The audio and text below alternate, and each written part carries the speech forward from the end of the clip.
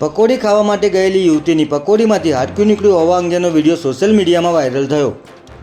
નમસ્કાર મિત્રો, હું વિપુલ પટેલ, શિક્ષાપત્રી સંદેશ ન્યૂઝ સત્યની સાથે. એક નજર આજના મુખ્ય સમાચાર પર. અમદાવાદમાં પાણીપુરીના શોખીનો માટે સાવધાન થવાનો કિસ્સો સામે આવ્યો છે, જેમાં અમદાવાદના રાણીપ વિસ્તારમાં આવેલા ડીમાર્ટ પાસે ઊભા રહેતા પકોડીવાળાને ત્યાં પકોડી ખાવા માટે ગયેલી યુવતીની પકોડીમાંથી હાડકું નીકળ્યું હોવા અંગેનો વિડીયો સોશિયલ મીડિયામાં વાયરલ થયો છે. વાયરલ વિડીયોમાં યુવતી જણાવે છે કે રાણીપ ડીમાર્ટ પાસે ઊભા રહેતા ક્રિષ્ના ભેળ પકોડીવાળાને ત્યાં યુવતી અને તેની માતા પકોડી ખાવા માટે ગયા હતા. ત્યારે પહેલી પકોડીમાંથી વાળ નીકળ્યો હતો, પરંતુ તેણે ધ્યાન લીધું ન હતું. ત્યારબાદ છેલ્લી પકોડીમાંથી હાડકું નીકળતા યુવતીએ વિડીયો ઉતારીને સોશિયલ મીડિયામાં વાયરલ કર્યો હતો.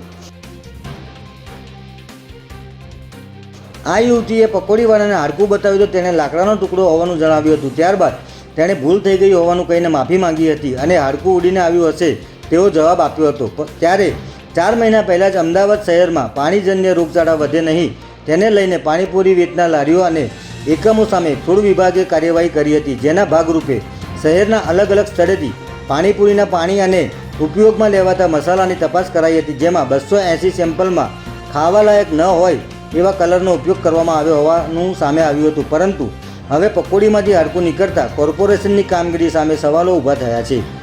જય હિન્દ, જય ભારત.